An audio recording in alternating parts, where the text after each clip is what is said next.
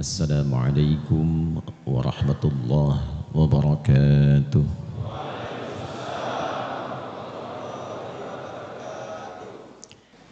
Hadirin sekalian, hari ini kita setidaknya telah memasuki gerbang awal di tahun yang baru. Pada penanggalan tahun Hijriyah, Allah menetapkan bagi kita panduan berkehidupan yang terhimpun dalam Al-Quran dan disebut langsung oleh Allah dengan nama Hudan. Quran surah kedua Al-Baqarah di ayat 185. Syahrul Ramadhan alladzi unzila fihi al-Quran hudan linnas. Hudan adalah pedoman berkehidupan, kurikulum hidup, bukan sekedar kitab bacaan. Dibaca itu sebagai wasilah untuk mengetahui isinya. Setelah mengetahui, maka diminta kita untuk mengamalkan pedomannya.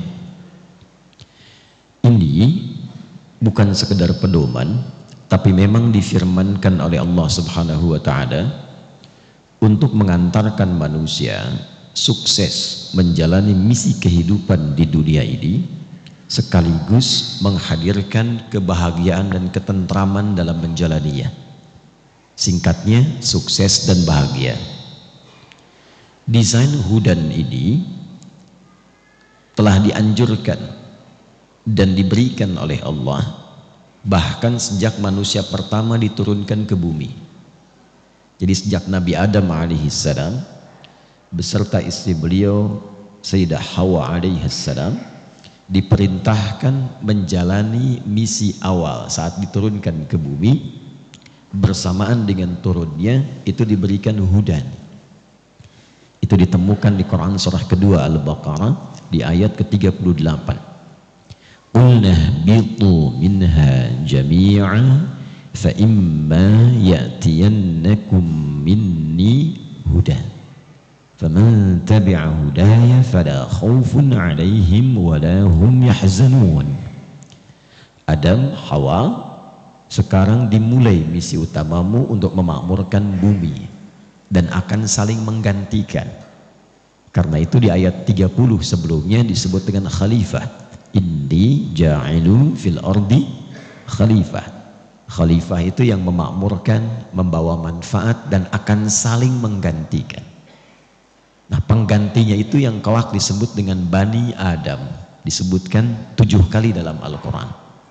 Seperti Quran surah ke-7 Al-A'raf di ayat 31 misalnya. Ya Bani Adam khudhu zinatakum 'inda kulli masjid.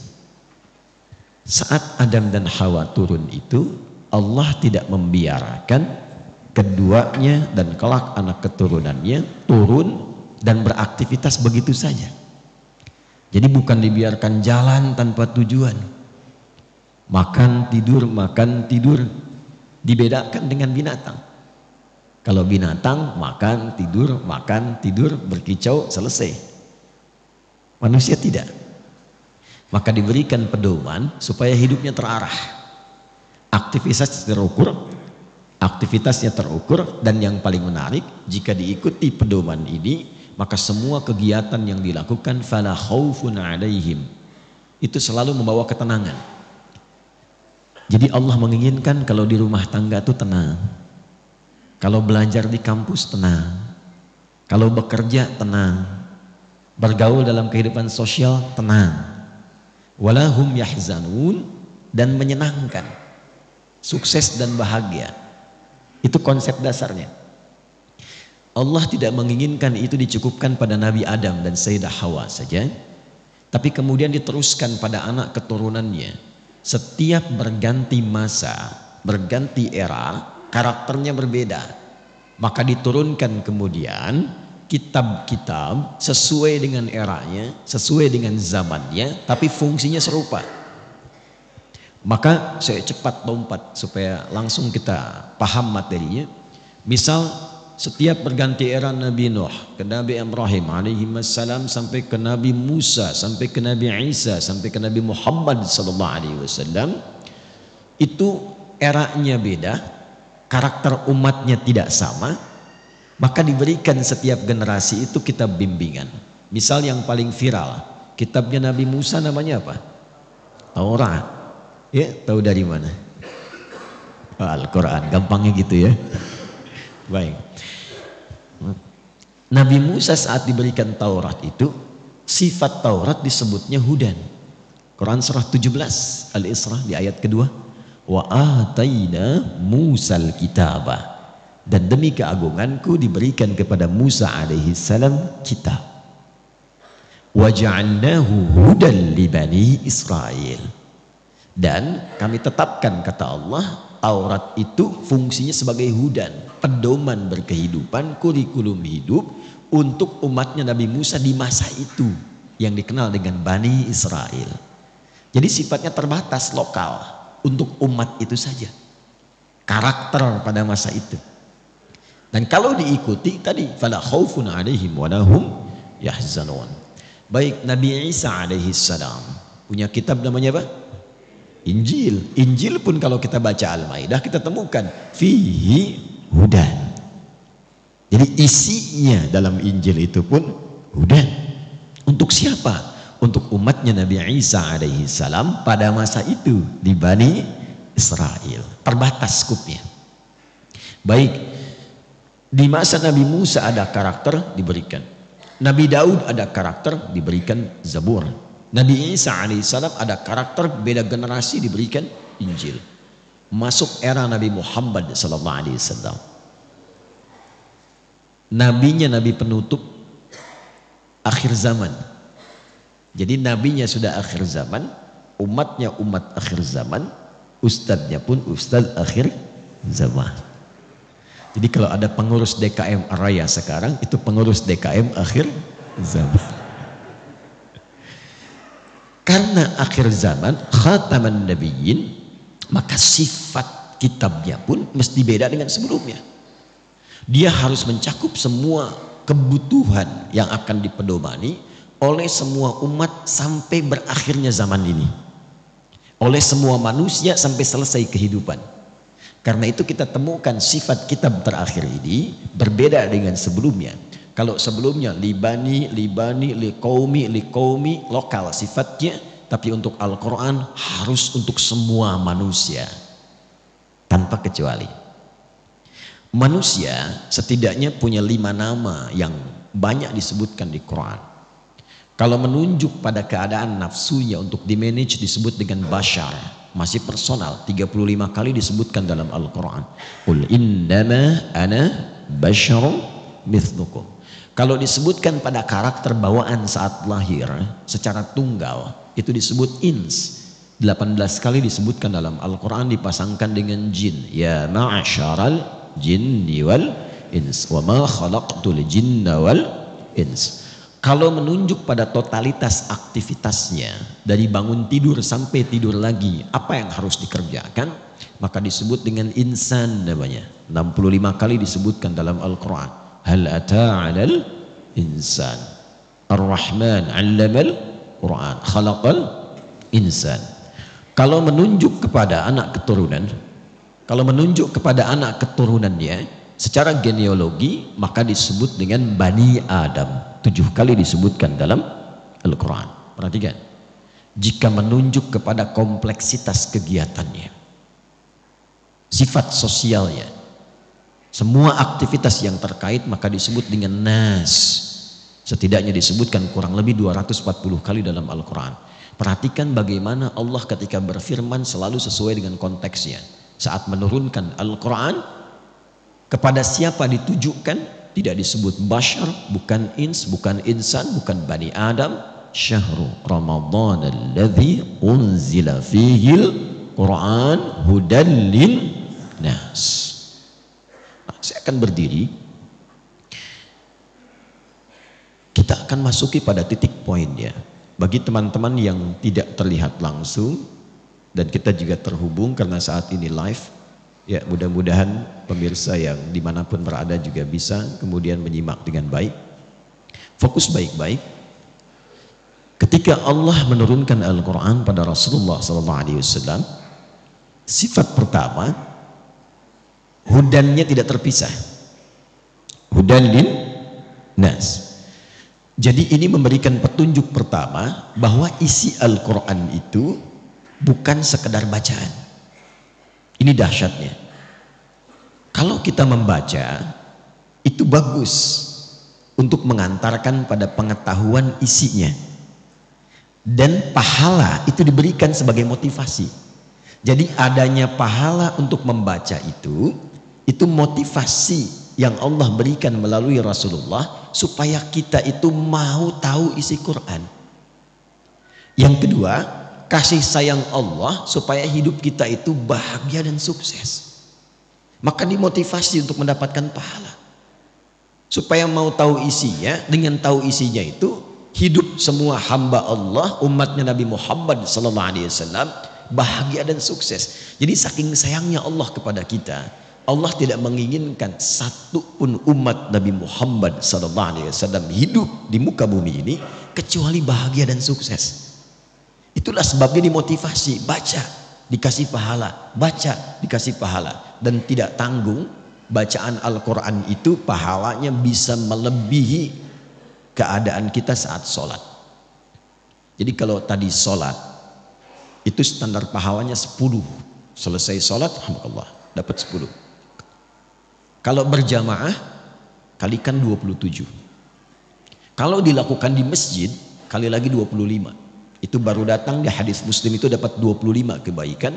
Jarak satu keduanya 500 tahun, dua ketiganya 500 tahun, dan seterusnya.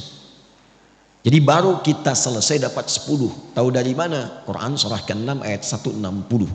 Man jaa bil hasanati falahu asyru amthaliha. Siapa yang mengerjakan perbuatan yang bernilai pahala. Perbuatan bernilai pahala itu disebut hasanah. Nah, salat di Al-Quran disebut hasanah. Quran surah ke-11 Hud ayat 114.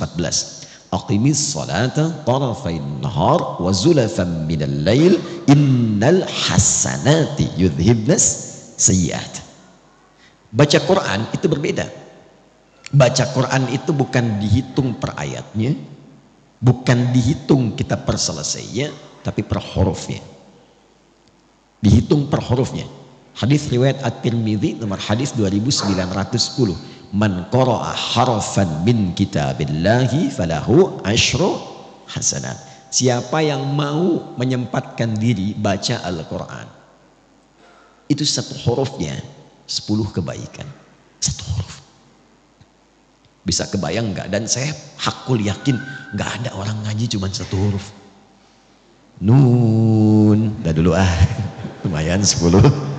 Nggak ada. Pasti banyak. Tapi rahasianya apa? Dimotivasi sebetulnya untuk diberikan pahala itu supaya tahu isinya. Kenapa sih sampai banyak pahalanya? Ada apa di dalamnya? Saya itu cinta Al-Quran sejak kecil. Karena itu saya berusaha belajar bahasa Arab untuk memahami isi Quran. Barulah saya mengetahui rahasianya. Ternyata setiap huruf Al-Quran itu bukan bahasa Arab biasa, tapi setiap hurufnya punya makna yang sangat dalam. Dan di situ ada petunjuk hidup. Itulah dahsyatnya. Dan petunjuk itu karena disiapkan sampai akhir masa kehidupan, maka akan selalu relevan sesuai dengan kebutuhan umat kapanpun berganti dan memberikan solusi. Jadi nggak ada orang ngaji, apapun itu saat Anda membuka isi Quran, kecuali ditemukan solusi hidup di situ. Dahsyatnya ibu kadang buka mushaf bu, sedang punya masalah, itu asal ngacak buka, kok tiba-tiba ayatnya sesuai dengan kebutuhan. Jadi dari Al-Fatihah sampai An-Nas itu kurikulum hidup, dasarnya begitu. Dan tidaklah Allah turunkan Al-Quran itu di tempat yang maju, tidak. Nabi saat lahir, Romawi itu kan sudah maju, ya kan? Persia sudah unggul kan? Tapi kenapa yang dipilih itu di Mekah? Dan sifatnya jahiliyah. Coba bayangkan, jahiliyah itu kan menghimpun orang dan sifat. Jahlun itu ke sifatnya, ke orangnya jahilun. Kalau digabungkan jahiliyah, yang tidak kenal kebaikan. Jadi kalau ingin mencari akumulasi keburukan, pezina, di situ khatam zina, semua jenis zina itu ada. Pembunuh, perampok, pembegal, pemabuk. Saya sering katakan di setiap kesempatan, di jahiliyah itu kalau mabuk, itu yang paling amatir 5 kali sehari. Itu amatiran. Nah, Allah turunkan Quran itu di tempat seperti itu. Ya biwadin ghairi dzi zar'in 'indal baitikal muharram.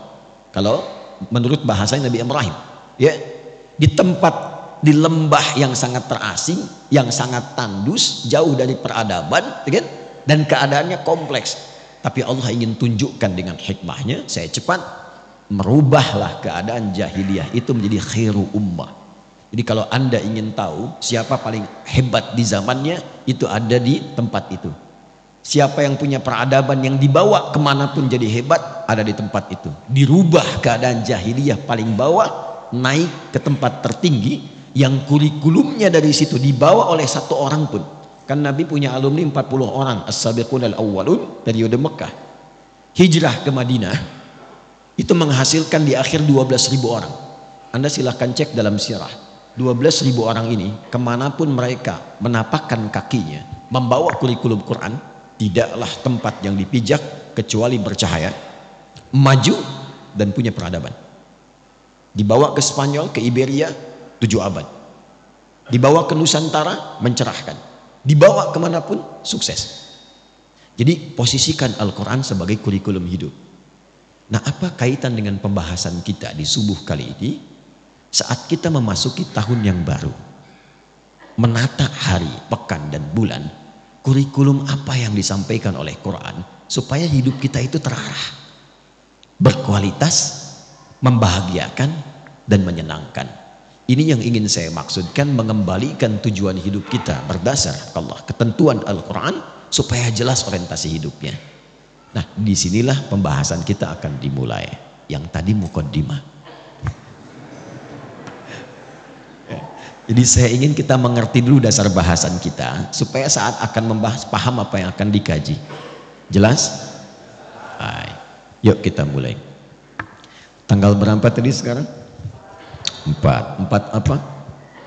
Ya, Al-Muharram. Sudah berapa tahun kita hidup sampai tanggal 4 Al-Muharram ini? Baik, ada yang 20, 30, 40, 60, 70 tahun. Pertanyaan besarnya, apakah semua waktu yang telah kita lalui semuanya bernilai di hadapan Allah?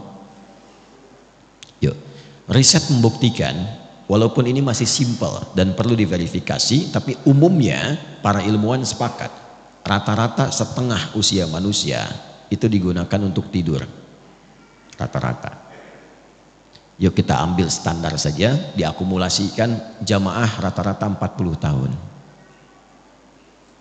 Ya, jadi memberikan yang di bawah termotivasi, yang di atas 40 tidak terlalu pesimis. 40 tahun bagi 2 berarti setengahnya dipakai tidur, 20 tahun. Ini umumnya ya, tidur. Tidur siang, tidur sore, ketiduran plus tidur malam. Gitu. Berarti aktivitas produktifnya berapa? Selebihnya 20 tahun. Ini yang dipakai beraktivitas. Baik, ini amalnya.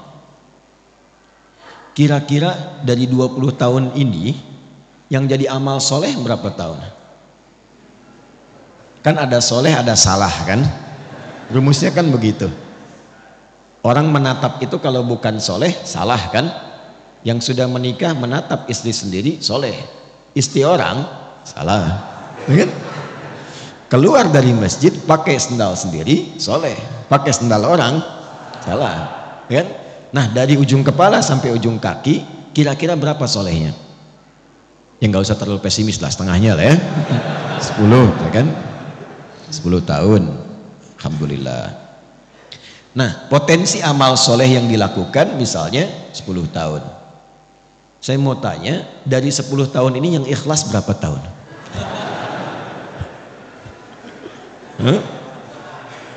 Alhamdulillah, ya kan? Setengahnya. 5 tahun ikhlas. Ikhlas, Masya Allah. Dosanya berapa tahun? Kan di hadis Muslim begitu, akan menutup kan? Ya'ti yaumal qiyamati bi salatin wa siyamin wa zakatin, tapi sayang ada yang wayati qad syatama hadza wa qadhafa hadza wa daraba hadza wa safaka dam hadza tu'khadhu hadza min hasanati wa hadza min hasanati. Paham? Tidak. Ada orang sholat, ada orang puasa, ada orang zakat, tapi kadang ada yang tak mampu menahan lisannya. Dia sholat tapi masih mencela orang. Dia puasa bikin hoax. Dia juga berzakat tapi juga suka berselisih. Ada orang pulang ngaji sudah berdebat berselisih. Ada orang kemudian melakukan perbuatan baik tapi juga ada yang menumpahkan darah. Wasafaka dama hadza. Ini kalau Nabi memberikan isyarat pasti terjadi. Puncaknya itu kata Nabi, puncaknya bahkan ada yang menumpahkan darah tapi tega menyebutkan kata-kata kemuliaan di situ dengan menyebut kalimat Allah. Allahu Akbar, tembakin. Allahu Akbar, bom. Itu hati-hati. Mesti hati-hati.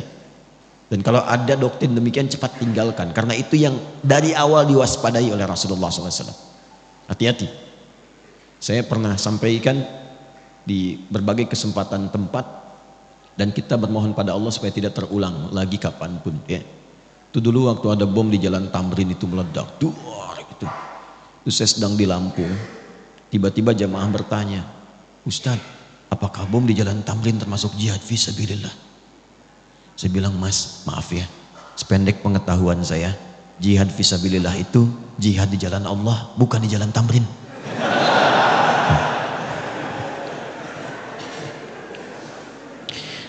Ya, jadi kalau kita mengukur-ukur kesalahan, rasanya hidup itu pesimis.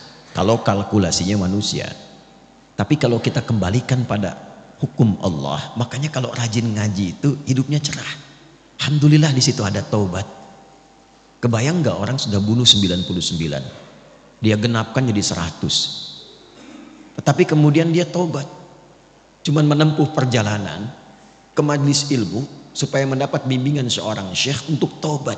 Di jalan dia istighfar, di jalan dia istighfar, tiba-tiba di tengah-tengah cuman jarak lebih sejengkal dia meninggal. Itu diterima tobatnya oleh Allah. Ketika diterima dihapuskan dosanya, sejengkalnya ini amal barunya. Sejengkal itu yang mengantarkan dia ke dalam surga. Itulah yang menurunkan beberapa ayat dan hadis-hadis Nabi Muhammad SAW. Ayatnya di Al-Quran semisal An-Nisa ayat ke-100, hadisnya banyak yang viral. Imam An-Nawawi sampai memasukkan bagian dari itu dalam hadis yang keempat di Al-Arba'in An-Nawawiyah. Masih ingat kan?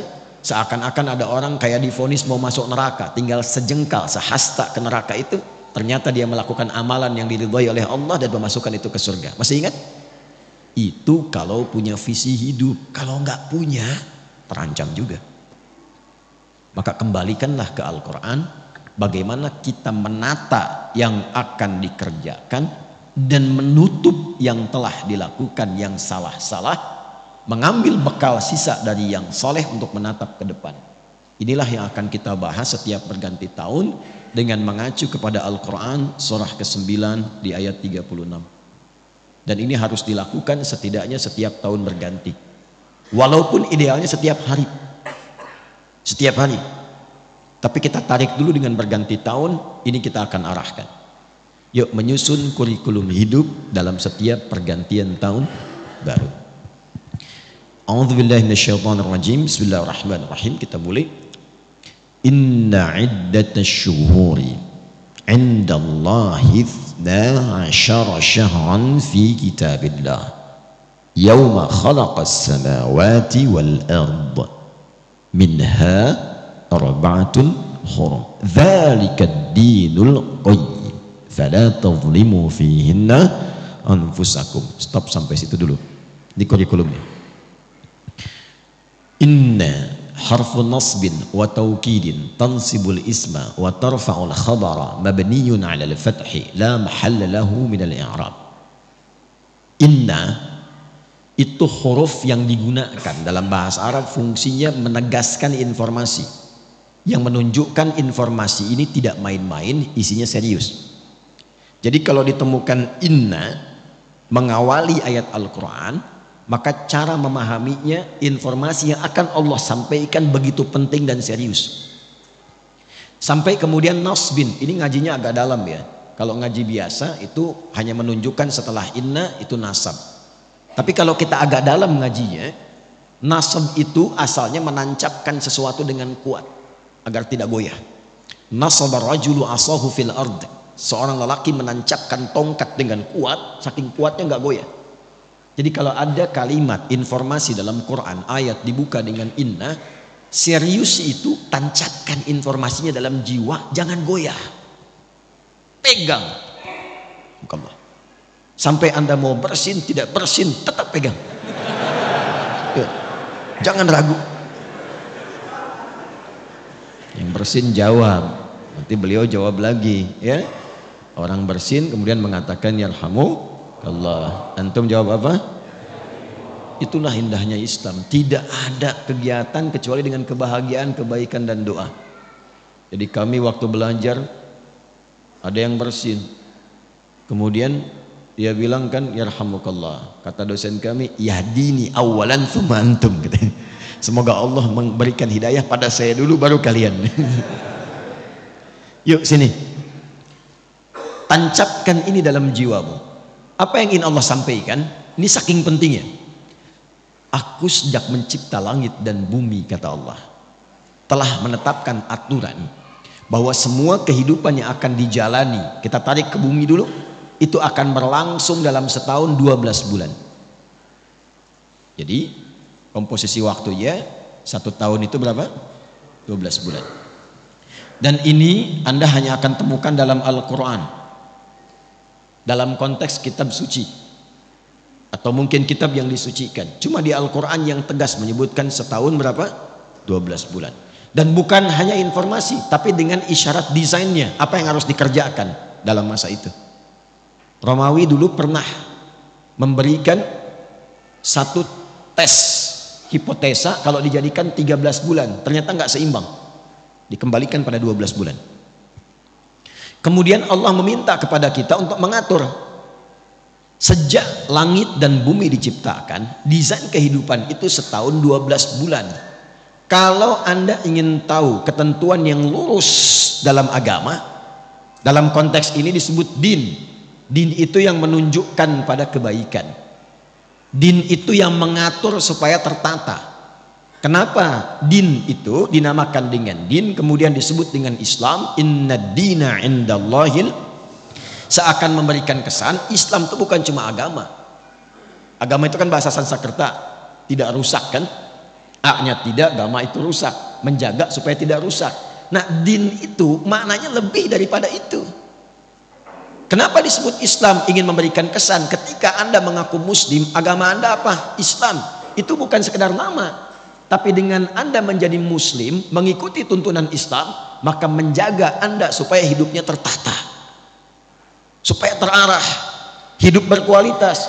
Makanya orang dulu masuk Islam itu hidupnya lebih berkualitas, lebih baik.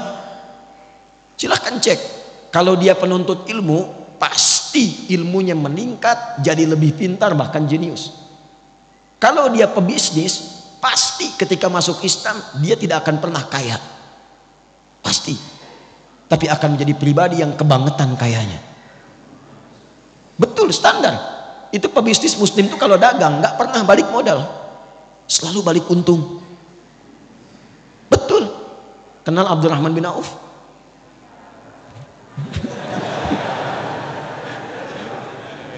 Saya nggak akan tanya kenal di mana. Saya itu riset ilmiah. Ini dipertanggungjawabkan dan disidang oleh profesor-profesor di satu kampus.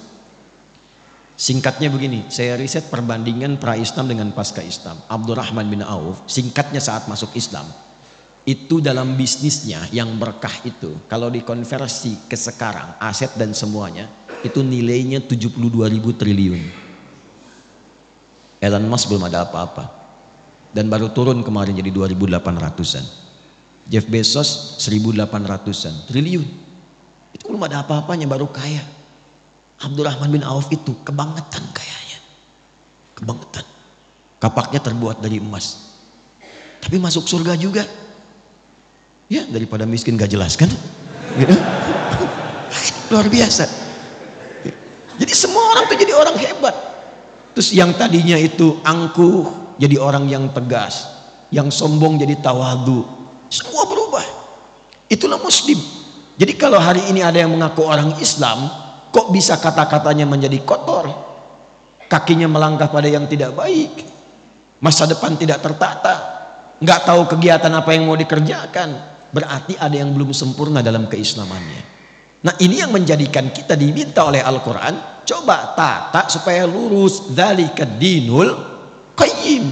Qayyim itu kan lurus, tegak, berkualitas, benar. Sifatnya disebut dengan qiyam, orangnya qaim, yakum. Setiap mau sholat kita akan ada iqamah kan, aqama yuqimu, supaya sholatnya benar, lurus, tertata, safnya lurus. Itulah muslim. Itulah muslim. Nah, singkatnya di ayat ini, gambaran cepatnya orang Islam itu mesti punya planning, konsep kegiatan yang jelas dalam mengatur waktunya. Setidaknya dia punya program dalam setahun itu 12 bulan apa yang mau dikerjakan.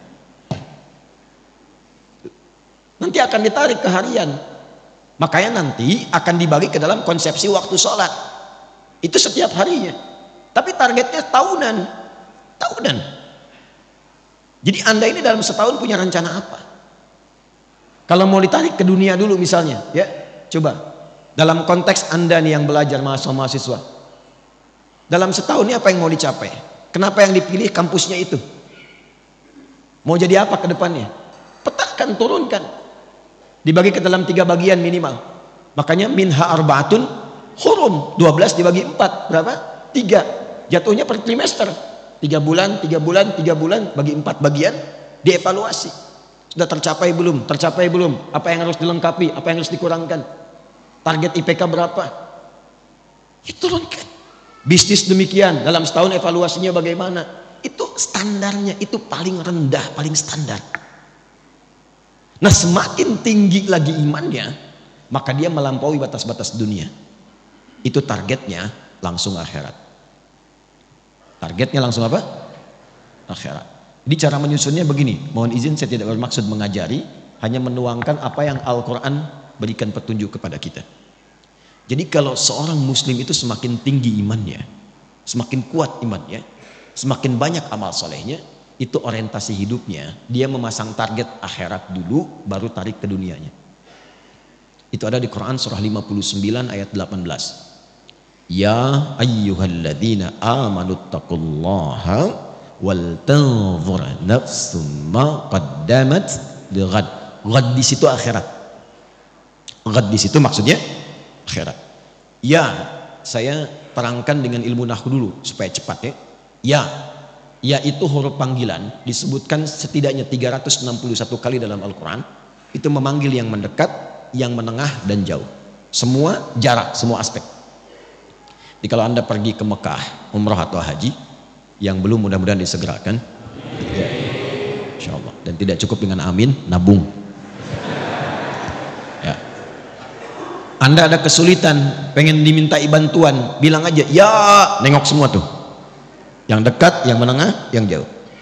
Ayyuha disebutkan 150 kali dalam Al-Quran. Ayyunya munada untuk menguatkan informasi, haknya mengingatkan tanbih.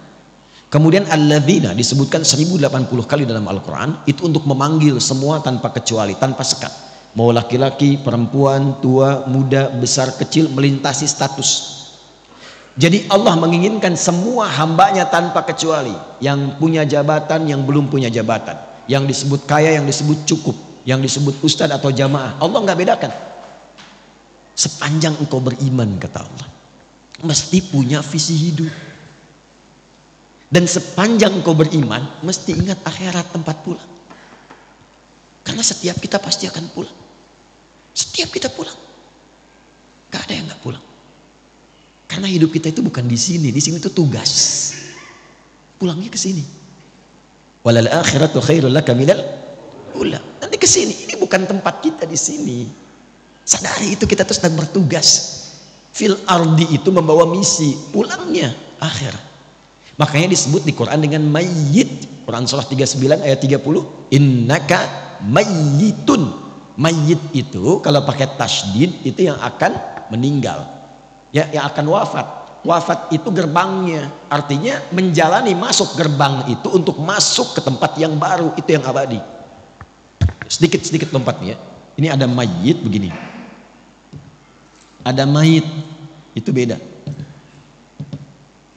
Kalau mayit pakai tasydid itu masih hidup, tapi akan meninggal. Jelas? Yang akan meninggal. Apa yang menyebabkan dia kemudian meninggal? Ajal tiba. Quran surah 7 ayat 34. Walikulli ummatin ajal. Ketika ajal tiba, apa yang menjadikan kemudian dia wafat? Maut yang datang. Ini semua yang terkorelasi. Ketika datang maut, dia mengambil tasdidnya nih. Ini bukan ilmu takatik ya.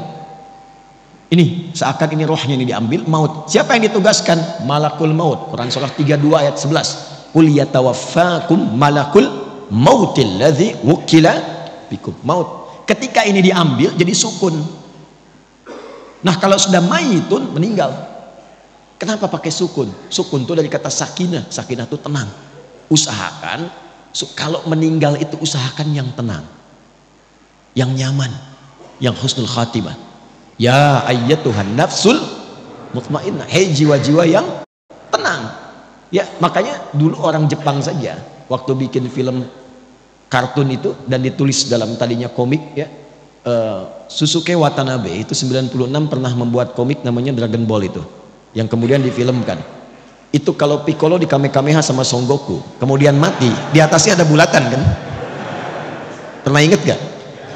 Saya nggak suka film, nggak suka nonton, cuman saya suka riset kenapa begini, kenapa begitu. Bayangkan orang belum beriman saja sudah sadar kalau mati itu ada bulatan di atasnya tuh, sukun.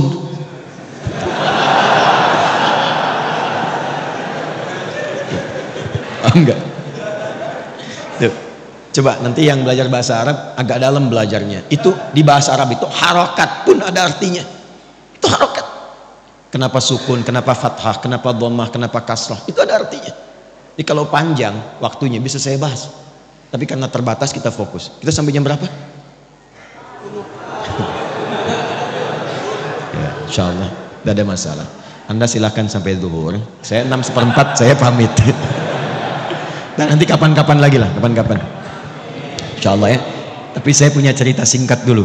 Jadi satu kali saya ke Garut, ini kisah nyata. Lalu dihidangkan, Ustadz ini sukun katanya. Saya bilang bukan Pak, ini kasrah. Kalau sukun dia masih di atas, bulat. Begitu jatuh ke bawah itu kasrah. Bapak belah-belah begini itu fathah. Kalau udah kumpul dhammah. Maka dia pulang ke istrinya, kembali ke dapur, dia katakan, "Mah, kata Pak Ustadz bukan sukun, ini kasrah." Ini kisah nyata ini. Kembali sini. Semakin tinggi imannya dan dia sadar, ya ayyuhalladzina, pakai alladzina, kita ini akan wafat. Dipanggil oleh Allah imannya. Dipanggil, harus punya visi. Baik engkau yang merasa imannya itu maaf lemah sehingga jauh dari Allah, ya kan orang lemah itu kalau lemah iman rasanya malu kalau mau ibadah, seakan jauh, ya kan?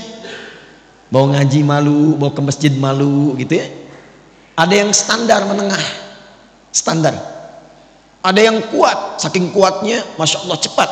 Ilustrasi gampangnya itu waktu sholat. Kalau ingin kita mengukur tingkat kekuatan iman, gampang, cek dalam sholat. Itu standar Quran. Quran surah ke-8 ayat kedua. Innamal mu'minuna alladzina idza dzukirallahu wajilat qulubuhum. Sungguh insan beriman itu bisa dicek standarnya. Kalau disebutkan nama Allah, ada getaran dalam jiwanya. Konfirmasi iman.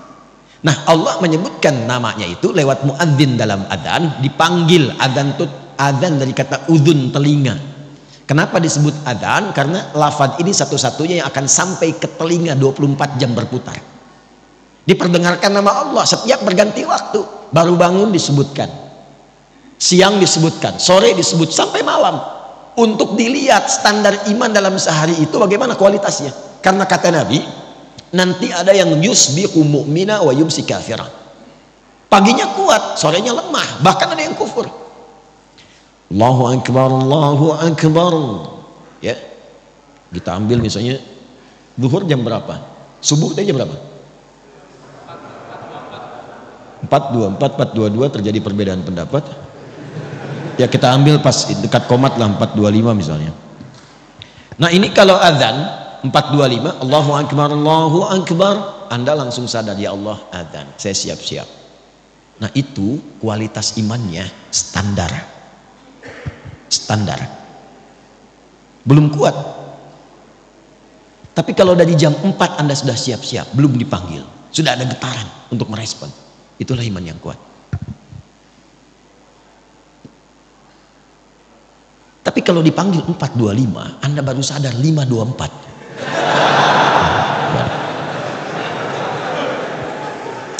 Nah ini yang dimaksud lemah. Tapi ketika berbicara tentang visi dan misi hidup, Allah tidak bedakan, dipanggil semuanya.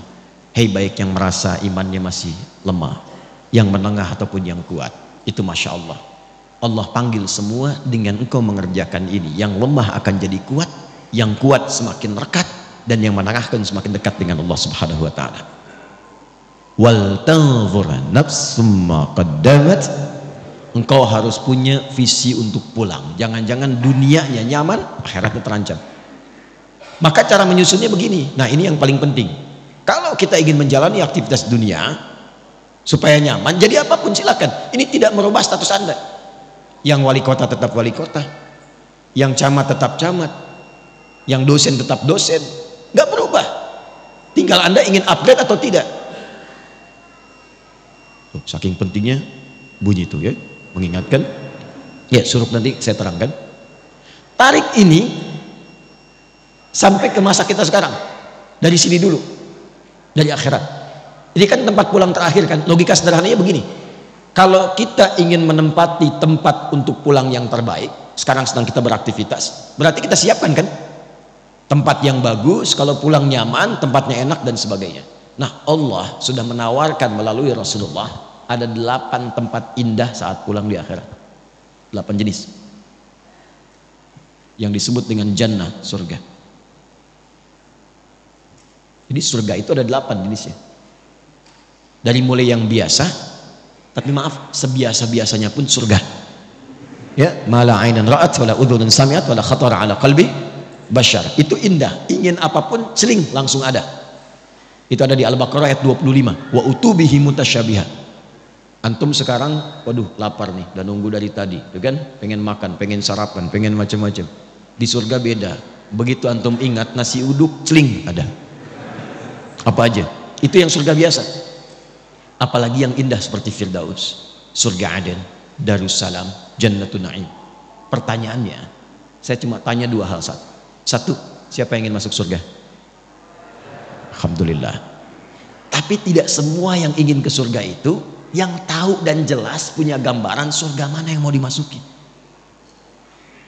Ini antum nih yang kuliah, kalau nggak tahu apa yang mau dicapai, kampus mana yang mau dipilih?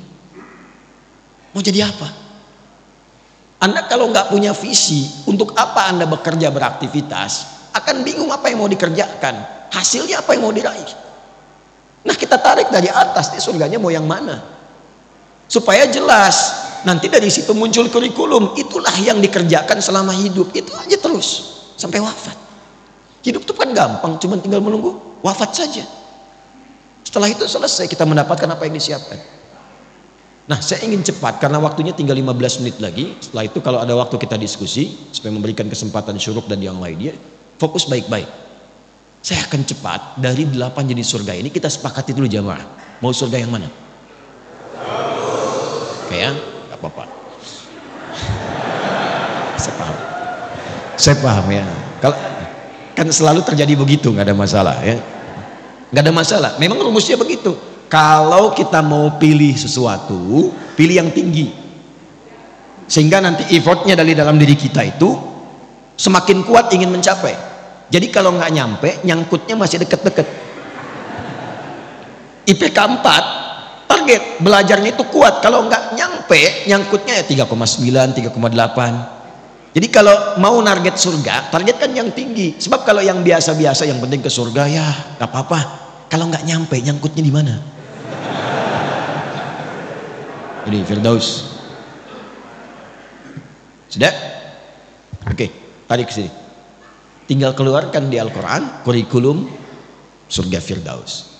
Tunggangi aktivitasnya di bumi. Dan alhamdulillahnya nggak pernah disebutkan dalam Quran hanya kiai, hanya ustadz, hanya habib, hanya tokoh, hanya ulama masuk surga ini. Tidak. Allah turunkan dalam bentuk sifat dan kegiatan kurikulum. Quran surah ke-23 ayat 1 sampai 9.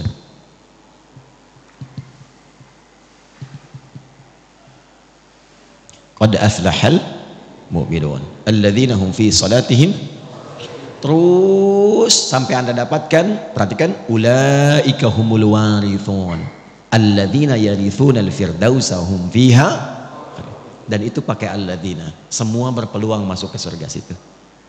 Bahasa bebasnya begini, ada calon penghuni surga Firdaus yang sedang beraktivitas dan berpetualang di bumi. Siapa mereka itu? Diturunkan sifat kurikulumnya. Satu, yang sholatnya khusyuk. Sholat khusyuk. Jadi bukan sekedar sholat. Surga biasa, yang penting sholat. Yang penting sholat. Surga Firdaus, sholatnya dinaikkan kualitasnya khusyuk. Anda bisa menjadi pejabat, silahkan. Presiden, gubernur, bupati, wali kota, camat, lurah, RW, RT, dan sebagainya, silahkan. Tapi kalau pengen ke Firdaus, Anda mesti sholat. Ke surga Firdaus itu ditentukan bukan dengan jabatan dunia, tapi dengan kualifikasi ini. Dan sholatnya mesti khusyuk. Jelas sampai sini? Kemudian walladzina hum 'anil lagwi mu'ridun, menata diri supaya bermanfaat. Yang tidak penting tidak dilakukan. Bicara yang penting, yang nggak penting diam. Lihat yang penting-penting, yang nggak penting nggak harus dilihat. Dengar yang penting-penting, yang tidak penting tidak harus didengar. Sampai ke ujung kaki. Nah, kalau sudah paham ini, tunggangi menjadi sifat kegiatan. Kalau sudah kita tunggangi sampai wafat, sabar sampai meninggal, insya Allah ini siap. Walladzina hum lizzakati fa'ilun. Dia pun bekerja itu untuk mewujudkan targetnya ini ke Firdaus. Jadi dia berusaha itu untuk mendapatkan harta, capaiannya bukan kaya. Makanya komen Nabi, dan ingat ya, kalau Nabi sudah komen itu, kita umatnya langsung like, share, and subscribe. Gak usah ditawar. Komen Nabi sederhana. Kata Nabi itu gini, au kama qala, kaya itu biasa bagi umatku. Jadi Nabi memandangnya biasa. Karena sifat dunia itu ya kecil sekali gitu.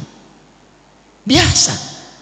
Yang Nabi khawatirkan itu adalah umat yang tak mampu memanage kekayaannya. Nah, calon penghuni surga Firdaus ini, dia pun kalau berbisnis, berdagang, berusaha untuk kaya, bukan sekedar kaya, kayanya itu untuk beramal, lizakat, minimal untuk zakat. Ini. Jadi bukan untuk memenuhi dunianya. Dan ketika Anda mengejar akhirat, dunia pasti ikut. Demi Allah saya katakan, Anda kejar akhirat, dunia pasti ikut.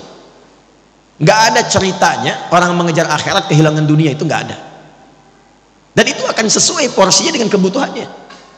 Saya tanya Anda, zakat itu berapa persen?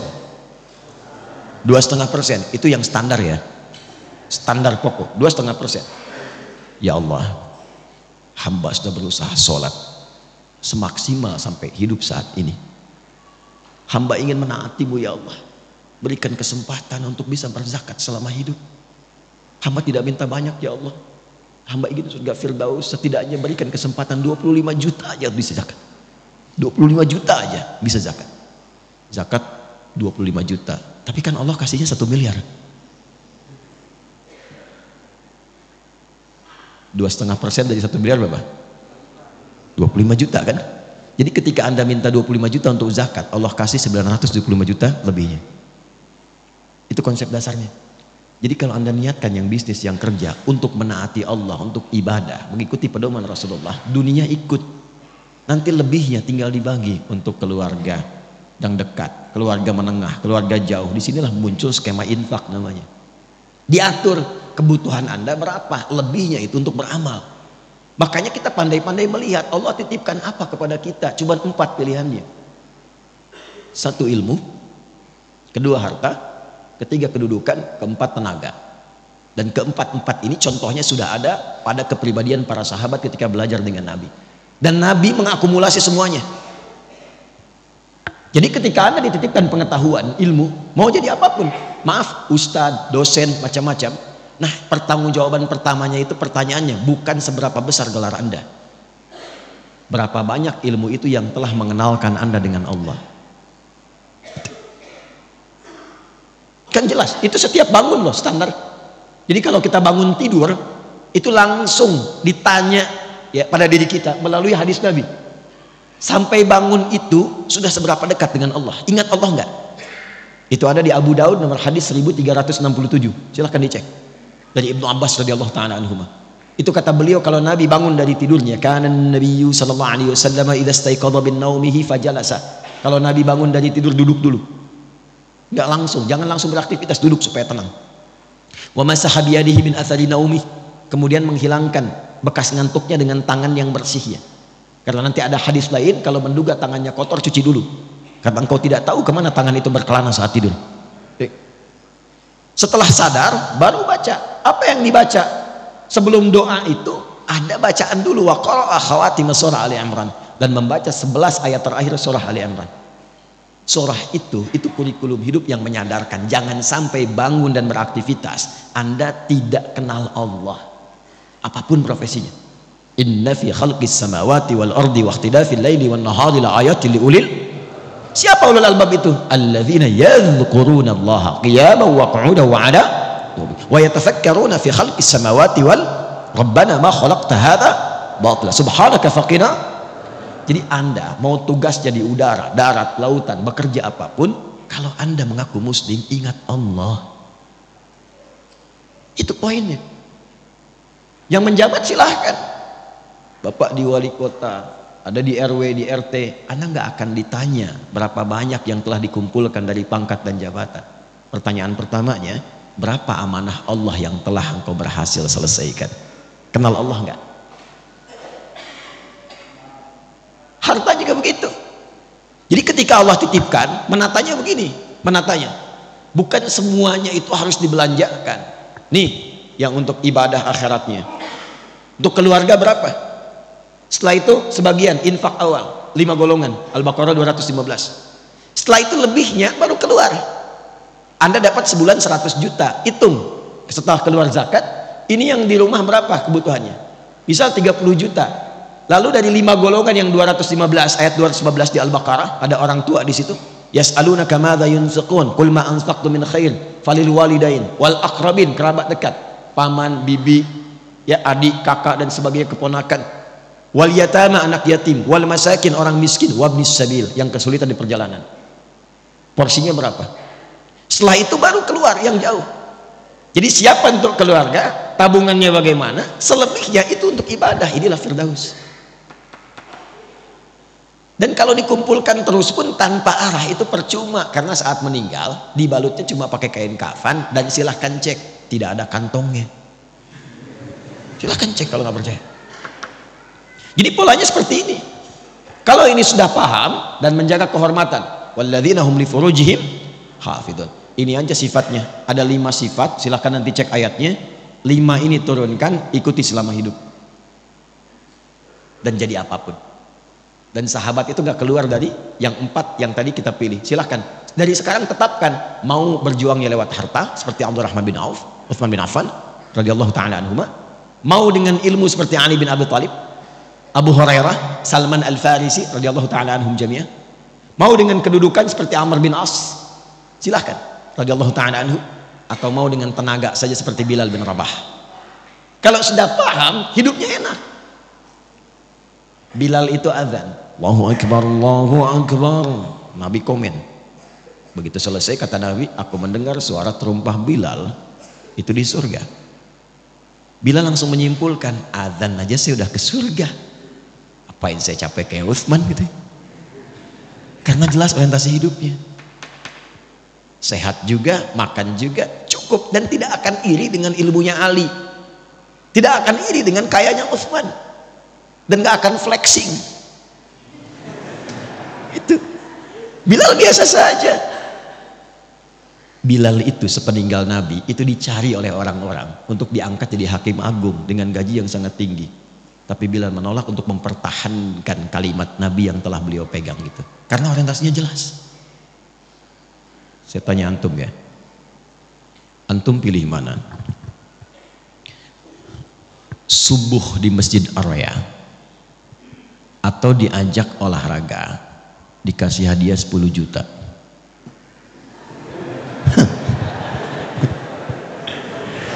Subuh di Masjid Ar-Raya atau olahraga dikasih hadiah 10 juta?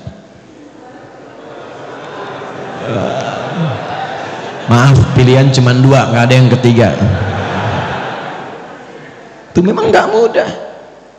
Tapi kalau kita paham orientasi hidup, bukankah 2 rakaat sunnahnya saja sudah lebih daripada dunia dan seisinya? Itu kalau punya orientasi. Kalau nggak jelas, nggak punya pedoman, susah memilihnya. Itu yang menyebabkan ada orang cuman menjadi penjaga toko kok bisa meninggalkan Jumat, bisa nggak sholat, apa yang mau dicari, dan meninggal juga. Itu yang menyebabkan kita mesti jelas orientasi. Nah, oleh karena itu orang Islam tuh kalau disebut muslim, dia dari bangun tidur, baru bangun tidur itu dia sudah punya rencana. Nih saya petakan dengan cepat ya. Kita bangun tidur baca doanya bagaimana? Alhamdulillahilladzi ahyana ba'dama amatana wa ilaihin. Baik, hadisnya riwayat Mu'adz bin Jabal dan Jundub bin Junadah. Di Al-Bukhari kita temukan. Fokus. Tapi tidak semua yang baca itu paham maksudnya. Alhamdulillahilladzi ahyana. Ya Allah, terima kasih. Segenap ucapan syukur hamba ucapkan syukur kepadamu yang telah memberi kesempatan hidup sampai detik ini. Dan diberikan kesempatan hidup ba'dama amatana, setelah tadi diwafatkan sementara. Tapi kalau bahasa bebasnya begini, kalau kita ngaji tahu isinya, itu bahasanya begini, ya Allah, bila pun ajal hamba tiba saat tidur tadi, bisa engkau langsung wafatkan, tapi engkau memberikan kesempatan hamba hidup kembali sampai ajal tiba. Wa ilaihin nusyur, maka hamba berjanji tidak akan menyia-nyiakan kesempatan hidup sekarang. Hamba akan cari bekal untuk pulang menghadap kepadamu. Itu kalimatnya. Karena itulah ketika bangun dipanggillah oleh Allah. Dalam sholat pertama kita menghadap. Kenapa menghadap? Kita minta bimbingan taufik dari Allah supaya nggak salah langkah. Maka disebutlah kemudian sholatnya dengan subuh. Sifatnya disebut dengan fajar. Apa itu subuh? Dari kata asbah. Asbah itu sesuatu yang siap dengan rencana. Wasubhi idza tanaffas. Quran surah At-Takwir ayat ke-18. Wasubhi idza tanaffas. Dan demi waktu subuh kalau sudah tiba, kita mesti punya rencana yang jelas berdasarkan nafas yang kita lalui. Makanya matahari pun mulai memancar, tumbuhan mengeluarkan oksigen, semua manfaat. Orang Arab kalau ditanya kaifa asbahtum, maksudnya apa kabar anda hari ini dan punya rencana apa. Jadi jangan sampai ada orang Islam bangun dari tidur, dia nggak jelas jam 7 apa yang mau dia lakukan, jam 8 apa yang mau dia kerjakan, jam 9 akan ada di mana, zuhur anda mau sholat di mana. Berapa ayat yang sekarang akan dibaca hari ini? Berapa infak yang mau dikeluarkan hari ini? Katanya pengen Firdaus, baca Quran aja nggak sempat. Apa yang mau disiapkan? Nah, itu yang mesti dilakukan. Sehingga sholat yang kedua disebut dengan zuhur. Zuhur itu izhar, terang, jelas. Udah jelas belum hasilnya dari subuh sampai siang ini dengan rencana tadi? Kalau belum jelas, hati-hati, nanti rugi. Muncul waktu asar. Asar kan identik dengan kerugian. Wal asr innal insana lafi. Kalau nggak disiapkan dengan rencana amal soleh, nggak sabar menjalaninya, bisa rugi. Karena tahu-tahu maghrib aja. Dan isya, ada isya, ada asya. Asya itu sibuk beraktivitas. Kalau jatuh jadi kasrah, selesai aktivitas dan selesai tertidur. Kita tidak tahu apakah malam itu yang mengantarkan kita pada gerbang kehidupan akhirat. Nah, ini setiap hari itu tertata. Nanti dari situ dibuat kepakanan. Makanya tawaf 7 kali. Ini bukan utak-atik, ini nyambung semua nasabnya dan terkorelasi. Setelah itu bulanan. Makanya kita itu ada bimbingan harian, bimbingan pekanan dalam Jumat, bimbingan dalam bulanan, sampai tahunan, puncaknya haji, bertemu semua untuk saling mengenal. Nanti setiap ganti tahun itu kita evaluasi. Apa selama ini yang menghambat kita kurang dekat dengan Allah? Mau sholat itu susah, mau baca Quran sulit, mau infak keluar, harta udah dikasih banyak, kayak infak juga. Sederhana. Mungkin ada yang haram yang masuk dalam tubuh kita, ada yang haram yang masuk dalam tubuh seseorang, ya. Atau ada perilaku maksiat yang harus ditinggalkan. Itulah yang menjadikan seorang muslim mesti meninggalkan itu. Meninggalkan sesuatu yang dilarang kepada yang baik disebut dengan hijrah namanya. Jadi hijrah itu bukan masuk kelompok tertentu, ormas tertentu, keadaan tertentu, bukan. Meninggalkan segala yang dilarang menuju segala yang baik. Kalau Anda ingin ikut, tambahkan ya. Mengikuti sifatnya, tambahkan tak. Maka jadilah hijriyah. Hijriyah itu bukan sekedar nama untuk tahun, bukan. Maksudnya kita diingatkan setiap datang dan mengenal tahun hijriyah. Maksudnya sudahkah kita tinggalkan yang kurang baik menjadi lebih baik? Itu poinnya. Ish ma syi'ta fa innaka mayyit. Kalau masih belum paham, itu langsung silakan hidup, nikmati, bebas, terserah kamu, tapi ingat, kamu akan wafat. Hari pertama, bulan pertama di kalender hijriyah ini diberi nama apa namanya? Bulan apa? Bukan.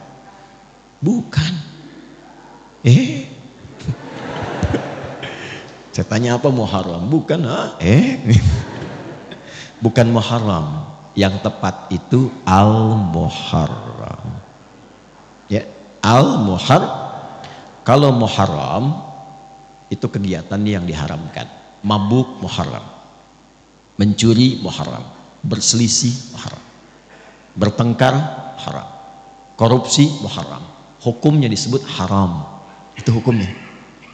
Kalau kita ingin jadikan pada komitmen waktu untuk meninggalkan segala yang dilarang. Saya ingin waktu ini, sekarang ini, saya ingin meninggalkan yang haram dalam pandangan. Saya ingin meninggalkan yang haram dalam perkataan. Maka rubah katanya dari muharram menjadi al-muharram. Jelas? Itulah kenapa disebut al-muharram. Ingin memberikan kesan.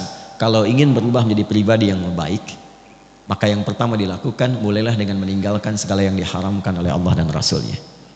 Setelah itu bikin resolusi, rencana terbaik untuk setahun ke depan minimal. Makanya nanti di tanggal 10 itu ada puasa untuk mengevaluasi yang setahun berlalu. Bukankah puasa Al-Muharram itu menggugurkan dosa setahun? Ya kan? Itu mengevaluasi setahun berlalu untuk punya resolusi setahun yang akan datang. Apa yang mau disiapkan ke depan? Nah, karena itu saya akan akhiri, mudah-mudahan pertemuan ini menjadikan kita lebih terarah, ya, lebih baik, dan punya orientasi yang jelas. Saya akan tutup dengan kisah seorang suku Badui yang datang kepada Nabi SAW. Terdapat dalam hadis riwayat Muslim. Datanglah seorang dari suku Badui, itu padang pasir, pedalaman di Arab, kepada Nabi SAW. Saya bacakan hadisnya. Kama qala jaa a'rabiyyun ila nabi sallallahu alaihi wasallam faqala, maka dia berkata, ya Rasulullah, dullani ala amalin basitin yudkhilunil jannata. Ingat, ini bukan kampung lagi, yang paling kampung di Arab. Dia datang kepada Nabi, dia mengatakan, ya Rasulullah, tolong tunjukkan padaku satu amalan yang ringan aja, nggak usah berat-berat, yang penting hamba bisa ke surga. Pinter ya, pinter, secara ekonomi benar, modal sedikit keuntungan banyak kan ya. Kata Nabi, singkat, cukupkan yang fardu saja. Kalau engkau ingin sholat, cukup fardu, kecuali engkau ingin tambah dengan sunnah. Puasa yang fardu saja, Ramadan. Kalau engkau ingin tambah, sunnah. Harta kalau ada, yang fardu saja, zakat. Kalau mau pengen tambah, illa anta tawwa, sunnah. Yang mengagetkan begini, kata orang ini, ya Rasulullah, saya akan konsisten dengan yang fardu aja. Jadi selama hidup dia sholat fardu aja, nggak pernah sholat sunnah. Puasanya Ramadan saja, nggak ngerjakan puasa sunnah. Tapi juga saya akan konsisten meninggalkan maksiat, jaga diri. Lalu tiba-tiba dia pergi, thumman talaqa. Perhatikan komen Nabi di sini. Qad aflaha in sadaqa au dakhala al-jannata in sadaqa. Kalau dia komit, konsisten dengan apa yang dia katakan tadi, dia akan masuk surga. Tapi kalimatnya jannah, ya jannah, tidak menyebutkan firdaus, bukan aden, karena memang Nabi membalas keinginannya, yang penting ke surga. Jadi sebetulnya simpel. Dia mengerjakan kegiatannya yang sederhana, yang biasa-biasa, tapi visinya tinggi. Nah, cuman dia mengetahui keadaannya. Dia paham, dia itu nggak sanggup sholat sunat tahajud karena tinggalnya nomaden, pindah-pindah. Kadang-kadang malamnya ada badai, terganggu. Maka dia komit dengan yang fardu. Dia mungkin tidak kerjakan sunnah, tapi dia tinggalkan maksiat. Tapi antum tidak harus pilih seperti dia. Kenapa? Karena tantangan mereka dengan kita beda. Di padang pasir, maksiat apa yang mau dilakukan? Lihat onta nggak pakai baju, emang begitu. Pemandangannya ya gersang saja. Jadi potensi maksiatnya kecil, tinggal nata diri saja. Sekarang antum buka HP sudah maksiat. Oke? Jalan baliho aurat terbuka, lihat. Nggak sengaja, tapi gini lagi. Benar nggak ya? Salah. Maka kita harus punya visi yang lebih besar lagi. Ya, maka saya bandingkan sebelum saya akhiri. Ini saya selalu sampaikan yang nyata-nyata. Kalau bukan Quran hadis, yang ini kisah yang saya alami sendiri. Antum nih datang, Masya Allah, masjid bagus. Semoga Allah berkahi semua. Fasilitas enak, komplek baik. Ini saya mau tutup ya, cuma untuk menggugah kita semua saja. Saya ingin ajarkan pada anak saya dulu bagaimana sirah Nabi dari mulai dasar saat menggembala kambing. Maka saya ajak anak saya itu ke satu puncak bukit karena saya dengar ada orang soleh memelihara kambing. Saya ajak dengan istri, dengan keluarga situ. Singkatnya sampai di atas, Masya Allah itu orang luar biasa. Tinggal di perbukitan, tapi ketika datang tamu semua diada-adakan. Padahal pendapatan ketika saya tanya cuma 100.000 per bulan. Tapi rasanya mewah. Kebahagiaan terpancar. Saya lihat di mana kambingnya, saya ingin lihat. Oh di sana Gus katanya. Oke, saya datang. Begitu saya lihat bersih kambingnya, bagus. Tapi yang membuat saya agak heran itu mulutnya ditutup pakai potongan dari plastik botol minuman. Saya nggak sebut merek ya supaya tidak endorse. Jadi kalau ada begini dipotong tapi yang agak besaran tuh, ditutup mulutnya. Itu saya tanya tegas sekali, ini kenapa kambingnya? Kok ditutup, sakit? Perhatikan jawabannya. Bukan Gus katanya, ini kambing baru datang di tempat saya beli. Saat saya mulai beli itu aukamakala, saya tutup mulutnya pakai bagian dari botol itu supaya saya jaga di jalan sampai ke sini dia tidak memakan yang bukan haknya. Itu saya diam berapa detik, saya menangis. Anda lebih berhak mendapatkan rahmat Allah. Saya mengajar sekian hadis, mendatangi pengajian hanya untuk menerangkan hadis ini. Anda bahkan mempraktekkannya pada hewan yang Anda gembalakan. Jadi bayangkan, orang yang dianggap biasa, mungkin hartanya sedikit, yang jarang ngaji ke tempat yang mewah-mewah begini, mulut kambingnya aja ditutup. Kenapa Anda yang sudah Allah berikan fasilitas luar biasa, ngajinya enak, keadaannya nyaman, fasilitas mewah, hanya untuk menjaga lisan saja, kadang-kadang kita tidak mampu. Bertakwalah kepada Allah karena kita akan meninggal. Wafatlah dalam kebaikan. Tibalah seorang yang sangat luar biasa, istrinya juga luar biasa, anaknya luar biasa, kerjanya biasa, sederhana. Tapi ketika dikunjungi dia mengatakan istrinya, Abi alhamdulillah kalau pulang bawa rezeki banyak sekali. Setelah saya cek 500.000 sebulan. Apa yang dikerjakan suaminya? Kerja serabutan sana sini. Tapi kalau datang tamu semua ada. Tanpa Anda sadari, istrinya hafal Quran 7 riwayat. Suaminya hafal Quran, anaknya hafal Quran. Keluarga itu ahli Quran yang menikmati hidupnya hanya untuk menunggu jumpaannya dengan Allah Subhanahu wa taala. Sifat apapun bisa kita kerjakan, tapi pilihan bisa kita pilih untuk menentukan bagaimana akhir kehidupan kita. Jangan sampai satu Al-Muharram itu cuma jadi kumpul-kumpul, datang kembang api lebar, tertawa, gembira, akhir tahun, foto-foto, bikin konten, tapi tidak jelas kehidupan untuk kembali pulang. Semoga Allah memuliakan kita, ya, memaafkan kita, mengampuni dosa-dosa kita. Saya meminta maaf karena